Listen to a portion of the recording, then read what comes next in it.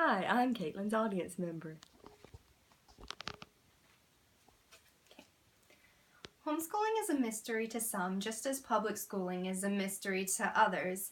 But everyone has been educated some way or another, and mostly they're prejudiced towards the method of education that they received. I was homeschooled all my life, and I was prejudiced towards that. But after talking to public schoolers and other homeschoolers, I have come to find out that homeschooling is looked down upon by a lot of people. Even some homeschoolers believe that the grass is greener on the other side. So today I would like to share with you what homeschooling is, why some people homeschool, and then I'll give you some facts and information about homeschooling to show you that homeschooling is just as effective a mode of education as public schooling is. So what is homeschooling?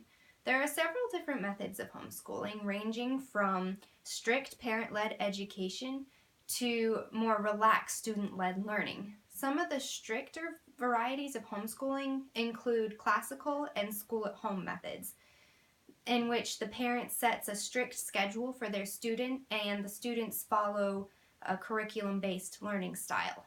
The more relaxed student-led learning includes unschooling and eclectic learning. Unschooling is where the student is in the wheel of their education and they explore the world while the parent comes alongside and teaches them. As an example, if a student likes to play outside and learn, and if they discover, for example, an insect, then the parent will use that as a learning opportunity to teach the child about bugs.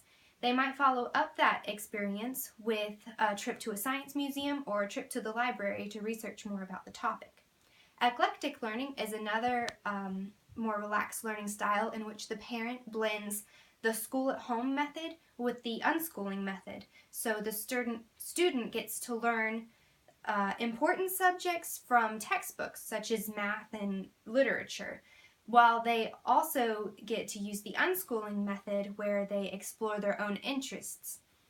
My mom used the eclectic learning style, so I learned a lot from textbooks, but she also allowed time for us to explore what we wanted.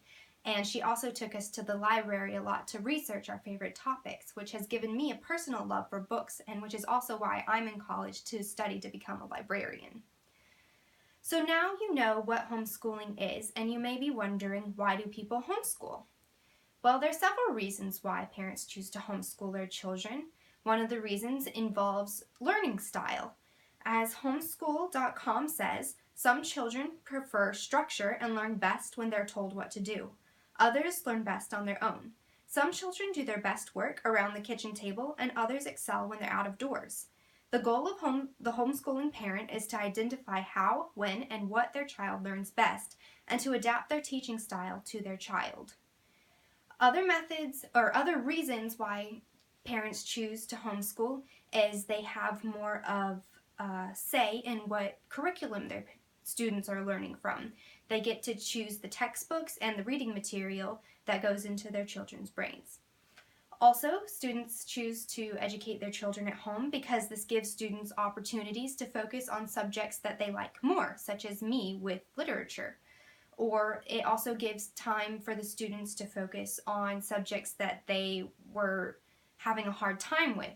For example, I always struggled with math, and so homeschooling allowed me to have extra time to focus on learning math, which has allowed me to excel in that area.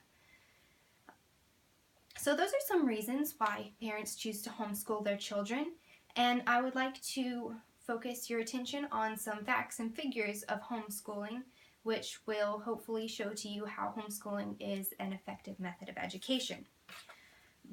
PhD Brian Ray states in his article, Research Facts on Homeschooling, there are about 2.3 million home-educated students in the U.S. This is up from one estimate that there were about 2 million children home-educated during the spring of 2010 in the United States. It appears that the homeschool population is continuing to grow at an estimated 2 to 8% per annum over the past few years.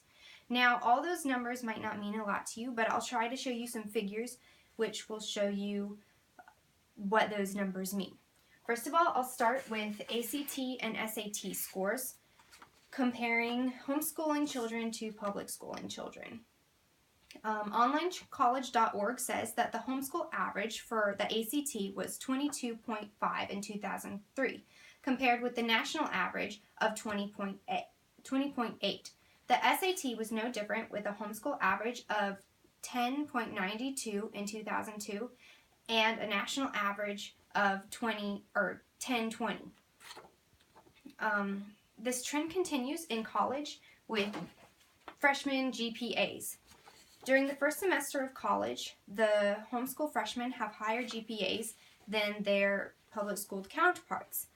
It's 3.37 GPA for the homeschoolers and 3.08 for the rest. This trend continues with an overall freshman GPA of 3.41 versus 3.12 for everyone else, and senior GPAs of 3.46 versus 3.16, indicating that homeschoolers are better prepared for college.